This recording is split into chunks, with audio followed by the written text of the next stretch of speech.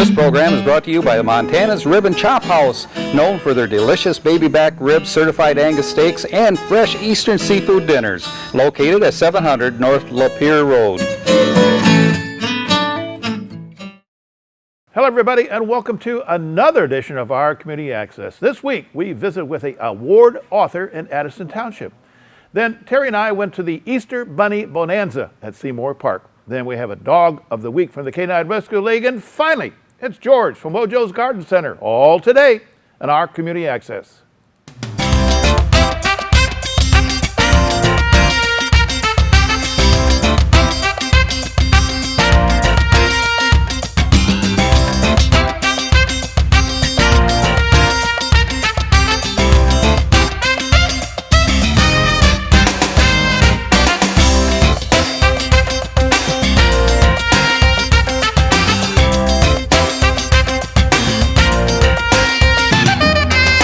Out for Friday night fish at the Oxford American Legion Hall. It's delicious.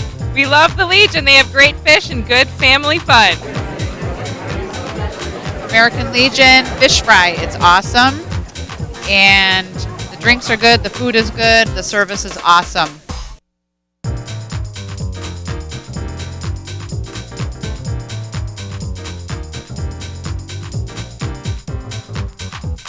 Welcome back. Terry and I went to Addison Township to visit with a local award writer. With the story is our Terry Stiles.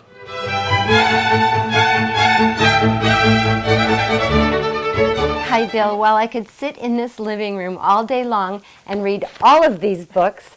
I'm really here with Catherine Breakfield to talk about her latest book, and yes, she wrote all of these books, and I did have the good fortune to read, I think this was one of your first, was it not? Yes. And this is Winds of Destiny. But really, I'm very excited because I just read this book in the last couple days, and I'm a history buff. This book, I know that people have seen them all around the community. It is published by Images of America. This is Eastern Lapeer County. Catherine, I have so many questions about all your books, so let's focus on this one first. All right. This is not an easy project. No. You are a writer by trade and by love, pure love, right? But gathering historical information, how do you come by doing that with such ease and grace? This was a really easy book to read. Usually history of a community is not easy. Yeah. And you made it fun. Oh. You told little cute vignette stories about people. How did you put this book together? You know, it is hard. I mean, I have to say, I don't think people realize how much work goes into this, because you want to make sure your everything you got, your reference material is accurate and correct, and you want to make sure that you bring the people out in this book. I mean, I met some, like Williams Bristol was one of them. I did an article for LA View, you know, I was going to do an editorial for him, and he showed me his beautiful little collection. It was like a little museum in there of all his ancestors, and I thought, fantastic, you know, you have got so much going in here, you know. So I did another article for him on Michigan Trout. I was a staff writer for that for a while until they closed the magazine.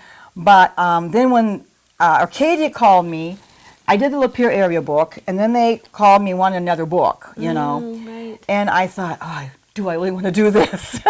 It's a lot of work. And I was involved in another story, my other wilted dandelions at the time. So I said yes, because I wanted it to be right. I wanted to make sure that the people got out there. Those people, what can I say about them? They're like Oxford and Lake Orion here, but they are so vivacious. They're so full of hospitality. I mean, you can go in there and talk, and just hearing any conversation with anybody in a store. You know, I mean, they're just that friendly, you know. And I thought, I've got to get this right, you know. I've met so many already. I've done so many articles with LA View and every place. I've got to make sure it gets right. So I did, and I really worked extensively, making sure I interviewed everybody I could see, and making sure I got pictures in there that they would like to see, you know, and get a story woven around this area, you know. America's story. It is America's story. Right. How these pioneers came across and didn't know what to expect. I think William Sleeper was one of the first ones. He stayed there for 2 years with nobody there. No, it wasn't. It was somebody else. It wasn't Sleeper. He was after him. But they stayed there for by themselves, alone. Did they have their first child, Peter? They had their first child there. Yes, they did. One of them had their first child, and then it was Ingalls. that they came across, and it took them about I don't know how many months to get there, and she lost her sister, at the time, and then Bristol lost his son in the settlement, Right. But they came together. Like even this picture here, this shows a picture of how they harvested everything. They harvested together. Everybody, community. Yes, the whole community worked together. They called a work bee, a sewing bee, and they got to know each other to make sure everyone was okay. They would go to church and they say, if so-and-so didn't show up, something's wrong. And they'd go out to find out what happened. Because that was their gathering. The church was their nucleus about how are you doing? Is everything okay? Their fellowship, their Yes. family, their survival, really. Survival, everything. Everything And was now we're there. talking about, specifically with the Bristols, we're talking about the Almont, Imlay City area, correct? Yeah, Almont, Imlay City, Dryden, North French, and Columbiaville. Now, Columbiaville was really cute because what happened there was that Peter, he got love struck with, he got, Oh, yeah, the gentleman it was his daughter, right? The man he worked for, he fell in love with the daughter. Fell in love with the daughter. Lovely story, and And you really told that well. the father wouldn't let him marry him Right. because he was a German immigrant, so they eloped. So And I he think ended up owning everything. Yes, from here to New York. yeah, almost. he did. He Right. just went to town. This is what the American dream can do. Yeah. And that's It what is made so- this book so fun. Like I said, Yeah. I've read a lot of these books for other communities, Lake Orion area, all over. And this one was fun because you added those personalities. Yes.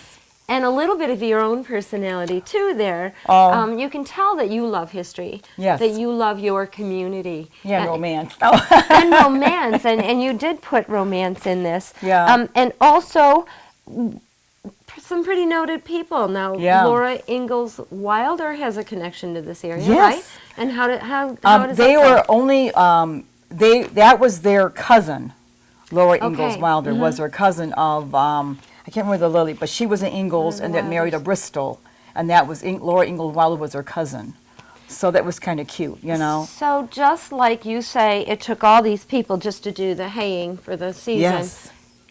It had to have been a gathering of people that you finally stumbled across to be able to write this book. You have pictures in here. You have the historical facts, historical information, not to mention the data. What does that take? How do you gather all these pictures? And Well, I went to a lot of historical societies, Okay. but I was blessed because I knew a lot of the people firsthand. So Because of of your course, writing yeah, previous. I went there, and then they knew somebody, and they knew somebody. So before I got done, I had too many pictures. I thought, so I had to How pray, do you Lord, sort please. that out? I said, God, help me, show me which way to go, because I wanted to Sure. get the story out. Yeah. I didn't want to exclude anybody, but. And I think I did the best I could, but You did there was fantastic. just so many beautiful people there that really donated their lives. And mostly, I'll tell you, the most important thing to them was their family and their God. God came first in everything. yeah. In fact, everything was their Christian origin, Right. And in fact, even with the churches, and when some of the people thought in Almont, well, you know what?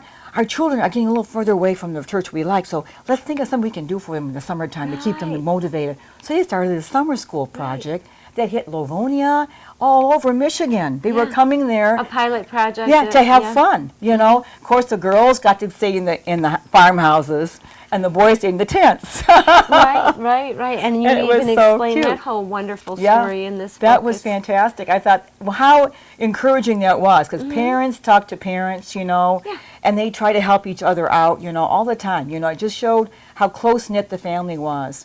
And then I have to say, one of them that really bothered me was the one that went in Dryden, and he became an orphan. I'm trying to think of his He and also- his sister. Him and his sister, Right. what was his name? His was, oh, here he is. I always knew him, too. He was a squire. Squire. Yeah. Right. And Yeah. he was a motivational. They became an orphan at a very young age. Yeah. And But of course, what happened was that he didn't let it get down. He just said, we're going to get through this, don't worry about it, He was a big brother to his sister, and he went on to military school. Yeah, he became very successful. Very and general. She too, she became a teacher. Yes, became a teacher, and then she married a doctor, And then he started with this country, idea of a country place for country people, the first country club for country people. Yeah. And True it's still country there. people, Yes, yeah. true country people. And that's in Emily City. No, that's in Dryden. Dryden. Yeah, as well. right in Dryden. Closer to home, even. Yeah, and they've got a beautiful pool there now and everything Isn't going that on. something? Isn't that exciting? You cover from the last Native American all the way up through the 40s and 50s and the people in our community. And of course, we're in Addison Township right now. But that is part of our community. Yeah. Emily City, It Alma. is. We all survived and are still here because of the Yes, people that amen. came into this community. And you described that so well in this book. It was really a delightful book to read. Now, Catherine Breakfield, let's talk about your other books real quick. Okay. Because you're just so prolific. Your first one was The Winds of Destiny. Yes. And that's a history book as well. You love our community. You love the history of our community. I'm sure that's what inspired you. Let's give them a brief idea of this story and go on to, you do have another one. Yes, I have another one. Well, this is really out of print. I have a publisher right now looking at it to get it back in print. I Good, have a let's few see. copies left, Okay. but that's all I have left, But and my publisher, Cross Rivers, I just got a contract from them for Wilted Dandelions. Great. Yeah, and that's another one. It's another history-based one, and that's about these two people that are wanting to become missionaries. It was during the Second Great Revival, and everybody was. They had a lot of tent revivals and that sort of stuff at that time during the 1830s. Yeah, they sure did, yeah. Yeah, and they got saved.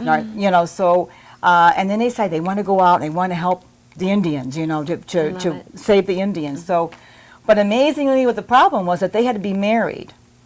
And Rachel was called Spencer Rachel at the time, and they thought she was impossible to get married to. So she had a lot of issues. The poor thing, she was, back in that time, it was very petite, small women, and she was a tall woman, well endowed, and she thought that she could never, get married. If anyone would ever love her. So then along came this doctor, and he wants to, become a missionary. He has to get married, so he decides, okay, I'll marry you, why not? And she's very stubborn. She says, what do you mean And he gives a proposal via her father, which didn't start off well. Yeah, right. Needless to say, it's a very interesting book about these two women that love Christ, want to do God's work, but they don't want to accept, each other like they should. But anyways, it has a very happy ending in the end. You talk of your character, Rachel, as if, number one, you understand her better than the rest of us, of course, because she is a part of you. How much of you is in your characters that you come up with in your books? Where do you get those characters from? From people I meet. Really? You might be in my book next time. Be careful. I'll read that one too. That's why I love to study people, and when I get to meet people, I think about that, and my daughter inspired the character, this character in Wilted Dandelions. She says, Mother, everybody is always small and fragile and beautiful. Why can't we have someone that's more like us, more, and so I says, yeah, you're right. You're absolutely right. That really shows she doesn't fit into the norm, and she loves trampling through the woods, picking up dandelions. Brings out the character of who Yeah, she is, and I thought, you're right, because back then it was people really, they liked to sew and cook, and she didn't want to do any of that stuff, Of course, she was the oldest daughter of 8, and she had all that stuff given to her anyways, but she says, I want to go out west. I got more important things to do with my life than having children. Yeah. That's lovely. Yeah. So. And does the area in which we live inspire a lot of your characters in your books? Yes, they do. Very much so. The horses are always in my books. Of course, and they should be. Yeah, That's the part of horses who are you always in there. right? Yep.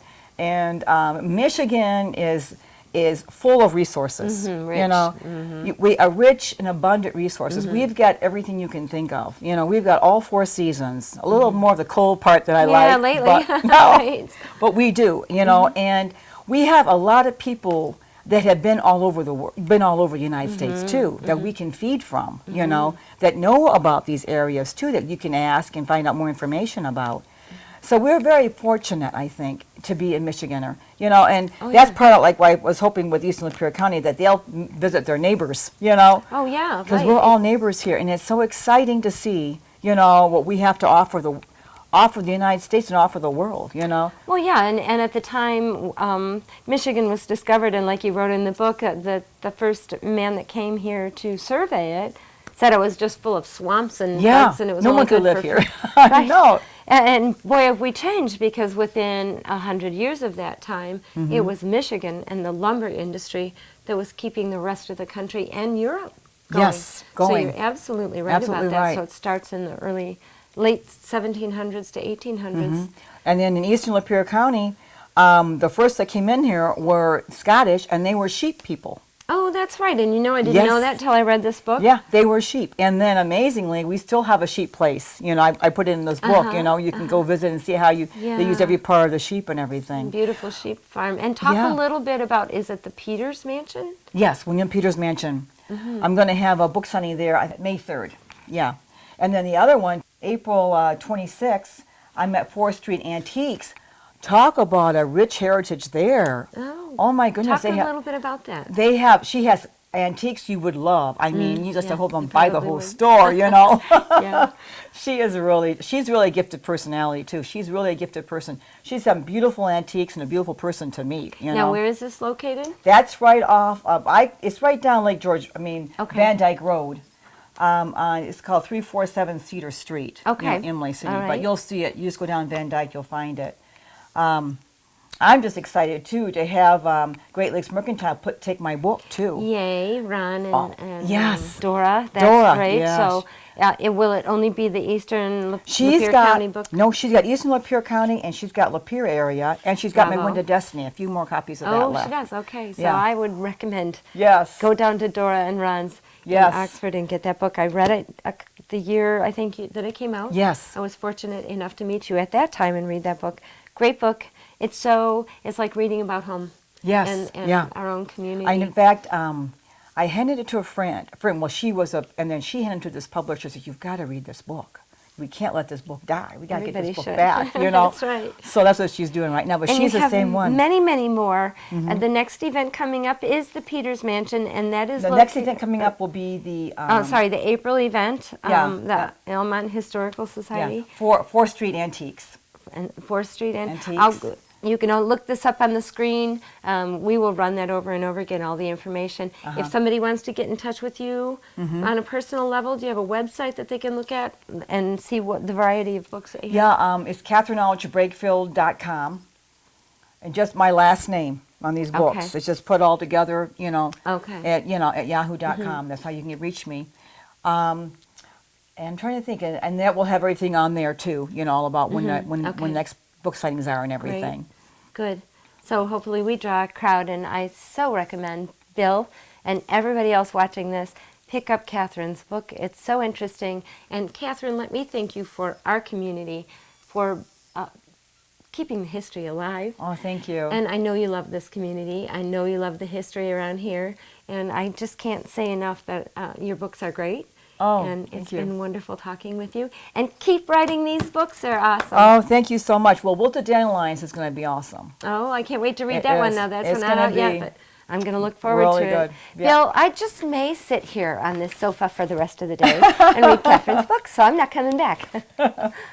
What a great young lady. Next up, Terry and I went to the Easter Bunny Bonanza at Seymour Park. Terry?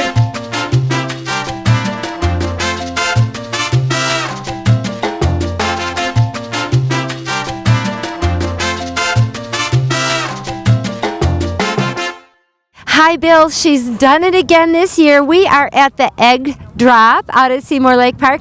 And with me is Lauren from Parks and Recs. Lauren, it's a sold-out event this year? Yes, we were planning on selling out with 300. We went to the store a couple times. We now are sold out with 340 baskets. So it's a great family event. Oh, it sure is, and it's growing and growing every year. So tell me what the kids have in store today. Well, it's a very fast event. At 1 o'clock we say go, and they collect the Easter eggs, dump them into our bins, and then the helicopter will fly overhead. It'll rain down ping pong balls, thousands and thousands of ping pong balls. The kids collect those, and then they trade their ticket for a basket. This year we decided to do a sand pail. Figure they get a little bit more use out of it. Some sidewalk chalk, bubbles, snacks, different trinkets that they'll last through the summer, hopefully. And Lauren, 450 baskets are goodies for the kids. Takes a long time to put together and a lot of hands. How did that happen? For the last 2 weeks, we've been stuffing them at the office, so all of our office help has been wonderful. That puts you in that festive spirit, right? Yes, it does. We're very excited about Easter. But this is not time for you to relax. You have something else coming up, right? We've got lots coming up. Summer's just around the corner. We are in the process of building a proposal for a community center that will appear on the Tuesday, August 5th ballot. We're hoping to build a community center up at Stony Lake Township Park, just north of town. We have presentations going on throughout the community. Our first one will be April 22nd, Tuesday at 6:30 at the Veterans Memorial Center. But for more information, you can visit our website, www.oxparkrec.org. We have the whole presentation right there on our website. I'll tell you what, with the organization that you have displayed year after year after year, I have a feeling this is going to happen. Lauren, I know the word's only been out just a couple weeks about this center, and I'm hearing all kinds of good things throughout the community. Are you getting feedback already? We are getting mostly some great feedback. There are a lot of questions through the community, and we encourage you to give us a call. We can answer any questions and research if we don't have the answer to definitely build this community center together and get the buildings and the feedback that we want from the community. Continuing to build the community. Lauren, thanks for taking time to talk to us. I know you've got a lot of kids out there. She's a busy girl, so I'm going to let her go, Bill.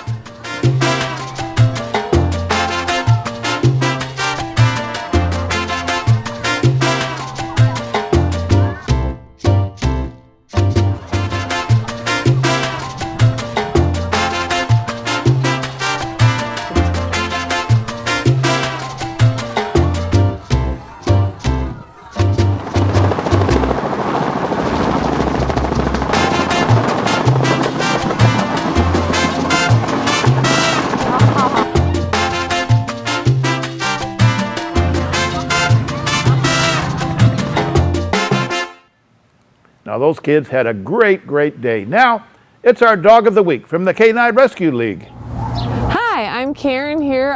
Today we're at the kennel in Oxford Canine Stray Rescue League. I've got Allie with me today. We've got her as a Bulldog Boxer mix. She's probably just over a year old. She's up to date on all her shots, and she is spayed. Say hi there. She's a very friendly dog, loves kids, other dogs, cats, everything. She's very outgoing. Right now she just thinks she wants to go back in the house, but this is Allie, a good size. She is full grown, so she won't get any bigger than this. All of our dogs, when they leave the kennel, are up to date on their shots and are spayed or neutered. We've also got an event this weekend up at Petco across from Great Lakes Crossing. We'll be there from 11 till 4. And also we have our annual wagon walk coming up at the last weekend in May. We hope to see you all there. Take care. Bye-bye. Just another great dog from the Canine Rescue League. And remember, they are located at 2120 Minima Road, just north of Myers. Now, it's George from Wojo's Garden Center. George? Good afternoon and welcome back to Wojo's Greenhouse and Garden Center here in Ortonville. I'm George, and it is finally beginning to get a little bit nicer weather. As you see behind me, we have gotten in a lot of our stock. We're probably 95% full. Next week the rhododendron come in. After that the roses come in, and we'll be all set. So as far as offerings of wonderful evergreen shrubs, you see behind me the array of evergreens that we have to offer. the flowering shrubs, the ornamental flowering trees. We just got in some beautiful hydrangea trees from down south, and they're already leafed out. Some wonderful flowering shrubs. So we're going to move on now to another area. And we are now back over in the area of the display of Japanese maples. We've been busy with these over the past few nights when it was freezing cold. These came in from Oregon, already nicely leafed out, so we are protecting these. If you were to buy one of these and take it home, you simply want to cover it with a flannel sheet to protect it from the frost, and it would be fine for you. Best to take a look at the selection we have now. The early bird gets the worm. I also want to mention that for those folks that like the upright Japanese maple, the bloodgood normally will get 15, 20, 25 feet tall. We have a variety called Pixie that stays 8 to 10. We're now going to go into the perennials. We are now in our perennial area, and one of the early flowering perennials is the bleeding heart. We have several varieties here on the tables. Over here we have some of the Lenten rose and the other early bloomers for you to pick from. We also want you to know that in the perennial area the fruit are in. The berries, the raspberries, the blackberries, those have been brought up from the back. So if you're looking for the perennials, the fruit, we have those here, and we're beginning to fill the tables with wonderful color in our perennials. We're now going to go inside the greenhouse. We are now back in the greenhouse, and behind me are all the phenomenal color of our pansies, the earlier flowers that will handle the cold, be cold tolerant. We have a wide selection here, both in the hanging basket and in the bedding plants. We also have some containers that can go on your porch or patio. We're next going to move up to our seed area, something we talked about last time, but I want to talk about it again. The last program we did, we talked about the seeds that we have to offer.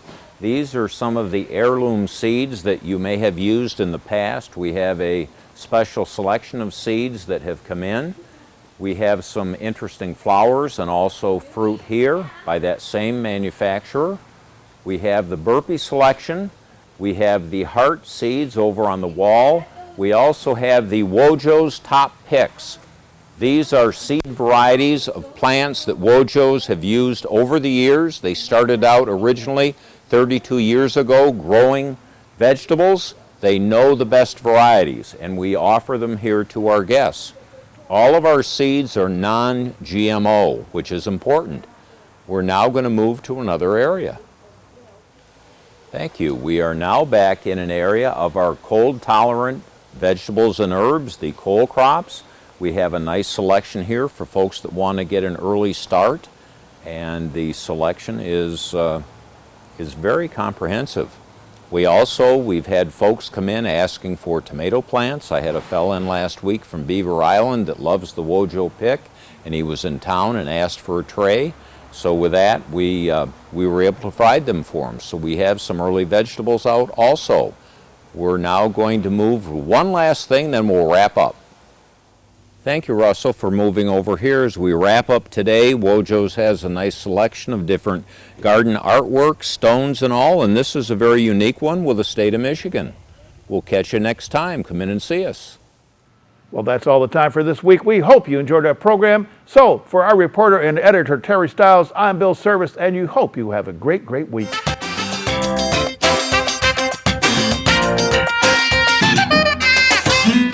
This program is brought to you by Montana's Rib and Chop House, known for their delicious baby back ribs, certified Angus steaks, and fresh Eastern seafood dinners. Located at 700 North Lapeer Road. Hello, I'm Elgin Nichols. And I'm Dave Kenny. Together we want to invite you to our weekly show, Minutes by Minute. Minutes by Minute is a show where we talk about what's going on with your local Oxford-Addison commissions and councils and other local political groups, passing out legislation and ordinances that affect you. We believe that there is humor in politics and government, and you just have to look for it. And usually we find it. For example, did you know that a local village has an ordinance that says if you have an acre of land, you're allowed up to 25 chickens, but no rooster? That could be bad news for the chickens and bad news for the rooster. Check out our weekly Minutes by Minutes, Monday through Friday, 11:30 a.m. and 10:30 p.m. There is a warning, minutes by minute could be contagious. You're watching OCTV, Oxford Community Television, serving Oxford, Addison Township, and the village of Leonard.